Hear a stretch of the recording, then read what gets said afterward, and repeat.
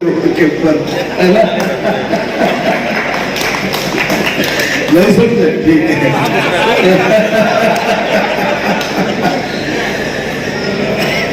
आदरणीय प्रमोद जी, आदरणीय अमित कौर जी, भाई सरदार भूपेंद्र सिंह जी, सम्मानित मंच भाई रघुनाथ कंवर कश्यप जी, हमारे भाजपा के बहुत पुराने साथी, आज इन्होंने अपना पूर्ण बहुमत, पूर्ण समर्थन आज मुझे दिया है बीजेपी को, मैं इनका आभार व्यक्त करता हूं।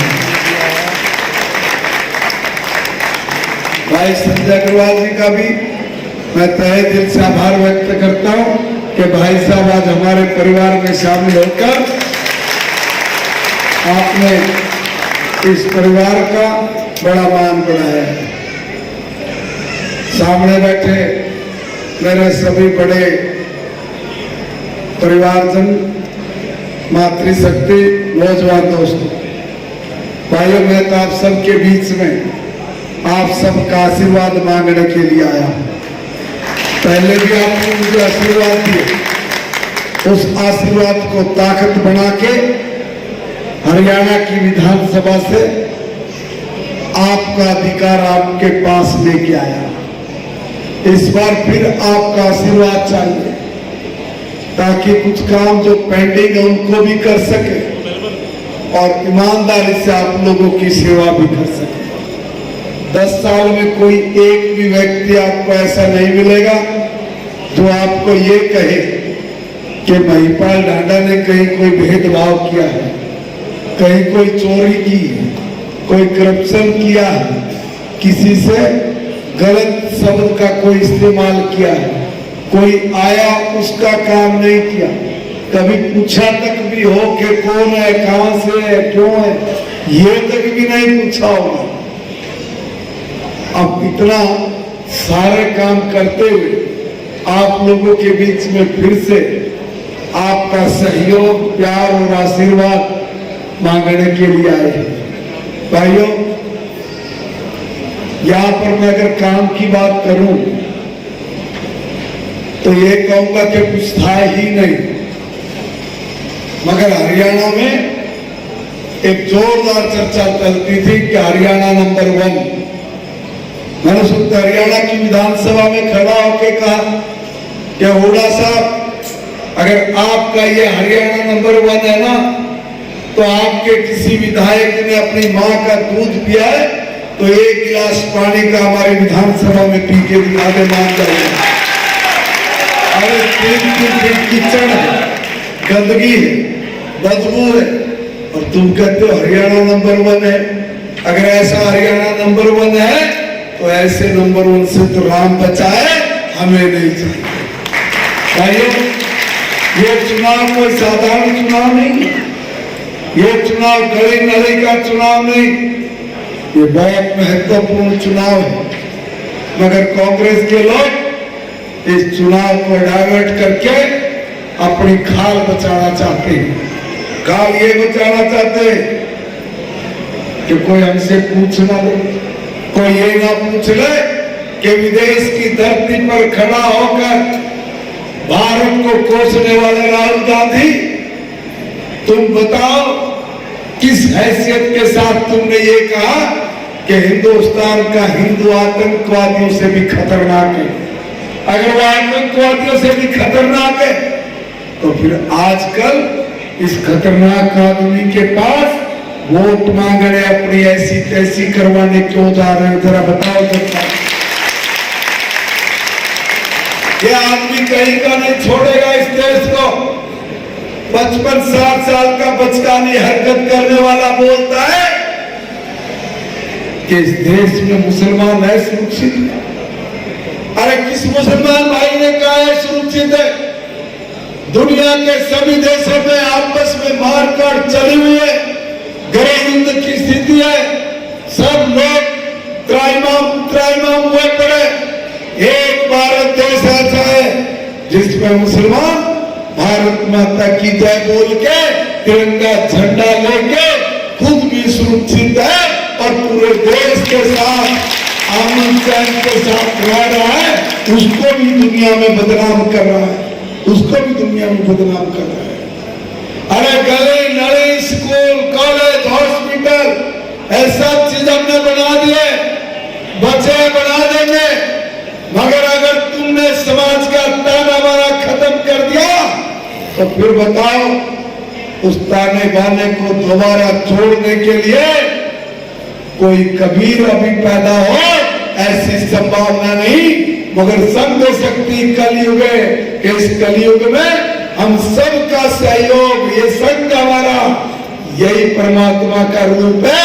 और इस परमात्मा के रूप से कहना चाहता हूं कि पाप बहुत कर लिया, बहुत पाप किया इन लोगों ने, हमें बदनाम बहुत किया है, बहुत दंगे हुए, अननेसेसरी हम लोगों को परेशान करके हमें कलंकित और बदनाम करने के बहुत काम इन लोगों ने किए हैं। अब इनका अंत जरूरी है और ये अंत कुछ नहीं करना, 5 तारीख को हो जाएगा। ये उंगली तार करके आना, बस ये उंगली है भगवान श्री कृष्ण, ये जनता जनार्दन है ना, ये भगवान श्री कृष्ण का रूप है। और आपका वोट ये आपका सुदर्शन चक्कर है, और ये सुदर्शन चक्कर बस आप जाना ईवीएम की मशीन पे 1 नंबर है, चाहे शहर है चाहे ग्रामीण है, कहीं भी हो आपका, वो 1 नंबर पे दबाना, बस काम तमाम हो जाएगा, ठीक हो जाएगा, सब ठीक कर देंगे। भाइयों, अभी विरसा बोल रहे थे गुंडागर्दी, वो लोग फिर आ रहे हैं अपना बोरिया बिस्तरा लेके, और वो तो बोल ही रहे हैं सबके सामने कि 10 साल से हमारे पेट कमर के चिप गए हैं, बीजेपी वालों ने मार दिया। एक बार सरकार बनने जा रही है और सरकार बनते ही पब्लिकली बोल रहे हैं पहले अपना घर भरेंगे, फिर अपने रिश्तेदारों का घर भरेंगे, फिर अपने कार्यकर्ताओं का भरेंगे। ये जनता तो ऐसे ही है, 5 साल में भूल जाएगी। कांग्रेस के लोगों की मानसिकता आज सारी हरियाणा प्रदेश ने देख लिया, और आज पूरे हरियाणा प्रदेश में कांग्रेस का ग्राफ नीचे गया, भाजपा का ग्राफ ऊपर आया। और ध्यान करना, बड़े मेहनत के साथ अब हमारी सरकार तीसरी बार फिर बनने जा रही है, तीसरी बार बनने जा रही है। लॉलीपॉप देने में बहुत मास्टर हैं, बड़े झूठे हैं, इन्होंने बता दिया हम क्या करने वाले हैं। मैं बिना पर्ची बिना खर्ची की भी बात आई, मगर एक बात बताऊं, गरीब को अगर किसी ने सहारा दिया ना तो भाजपा ने दिया, भाजपा ने दिया। अगर गरीब बीमार हो जाता या अपना घर गिरवी रखता था या किसी साहूकार का अंगूठा लगाता था, तब अपना इलाज कराता था। मोदी जी गरीब माँ का बेटा, गरीबी में रहा, गरीबी में पढ़ा, गरीबी में जिया, बड़ा हुआ, प्रधानमंत्री बना, बनते ही मौका हाथ में आया तो गरीब आदमी के लिए वो किया जो कांग्रेस 60 साल में सोच भी नहीं पाई। 5 लाख रुपए तक का आयुष्मान भारत का कार्ड बना के उसकी जेब में डाल दिया कि ले जा कहीं भी इलाज करा। और आज उसी आयुष्मान भारत के कार्ड को मोदी जी और नायक जी ने बढ़ा के 10 लाख रुपए का कर दिया है। ये बड़ा काम बीजेपी की सरकार ने। भाइयों, मेरा 70 साल का बुजुर्ग, चाहे वो अरबपति है और चाहे वो बिल्कुल गरीब है, अब उसको किसी के मुंह की तरफ देखने की जरूरत नहीं। अपना CHC में जाओ, रजिस्ट्रेशन करवाओ, रजिस्ट्रेशन करवा के हफ्ता 10 दिन में उस बुजुर्ग का 5 लाख रुपए तक का आयुष्मान भारत का कार्ड बन के आ जाएगा। 5 लाख रुपए का कार्ड है। मैं अपने बुजुर्गों से कहूंगा, कि यहाँ पानीपत में मत जाना, बुजुर्गों का किराया भी फ्री है, मैदानता में जाना, वही इलाज कराना, एक ठगन भी नहीं लगेगी आपकी, एक ठगन भी नहीं लगेगी, सीधा कार्ड में जाना इलाज करवाना। भाइयों, कोई सोचता था? हमारे बहनें बैठी, हम लोगों ने निर्णय लिया कि लाडो लक्ष्मी चालू करेंगे, 5 तारीख को वोट होगा, 8 तारीख को सरकार बनाएंगे, पहली कैबिनेट में पहली कलम से हरियाणा में लाडो लक्ष्मी योजना के तहत हर महीने हर बहन की खाते में 2100 रुपया डालकर इसके रसोई में हम लोग इसका हाथ पकाने वाले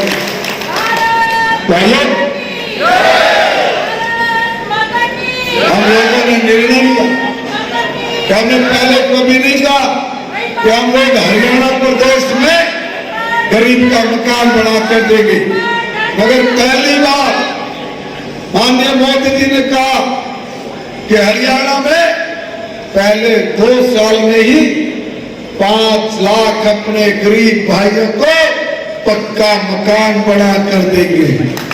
और इसमें मैं और प्रमोद जी वादा करते हैं, पहले 5 लाख जो मकान बनेंगे ना, पानीपत का ना एक भी नहीं छोड़ेंगे, 6 महीने में बना डालेंगे, ध्यान कर लेना भाइयों।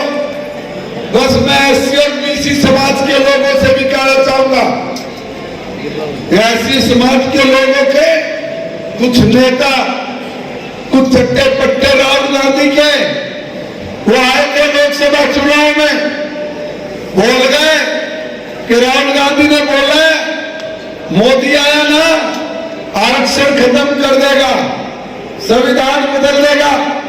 हम कहते रहे भाई हमने नहीं बोला, तुम बोले ना बोलो, राहुल गांधी ने बोला है। उनका बड़ा सत्यवादी हरिचंद्र है, उसने बोल दिया, आपने मान लिया। मगर उसकी बात इतनी सही है, तो मैं ऐसे दलित नेताओं को, राहुल गांधी के चट्टे पट्टों को कहता हूं कि भैया राहुल गांधी ने अमेरिका से बोला है एससी का आरक्षण खत्म करेंगे, बीसी का आरक्षण खत्म करेंगे।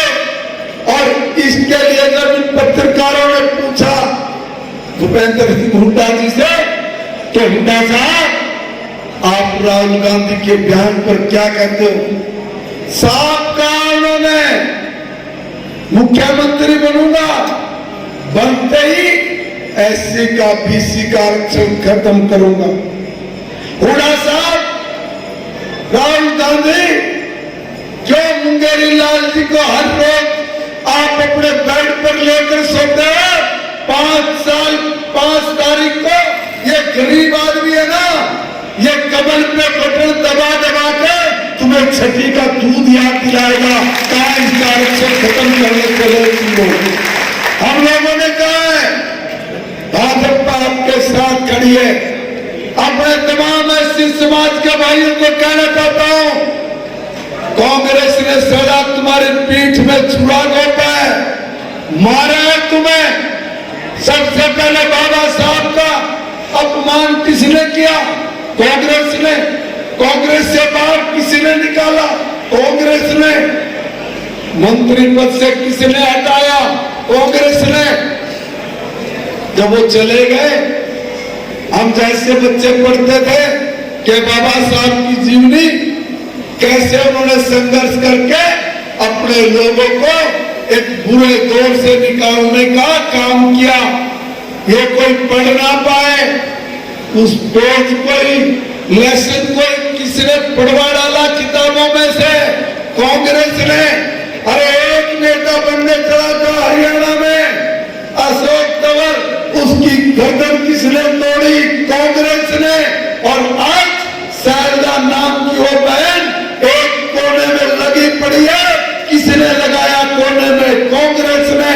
हम कह रहे क्या, हम सम्मान देंगे और हर एससी समाज के व्यक्ति के लिए अगर कई जगह राजनीति में सेफ है तो भारतीय जनता पार्टी में। इसलिए अभी चंद घंटे बचे भाइयों, मैं निवेदन कर के चक्कर में मत आना। ये दिल्ली में बैठ के तुम्हारा सौदा कर देते, मीठी मीठी बात करके आपको गला फुसलाकर तुम्हारा कत्ल कर जाते। इन कातिलों से बचना, कमल का बटन दबाना और अपने भविष्य को सुरक्षित करना। आपका बहुत बहुत धन्यवाद, शुक्रिया।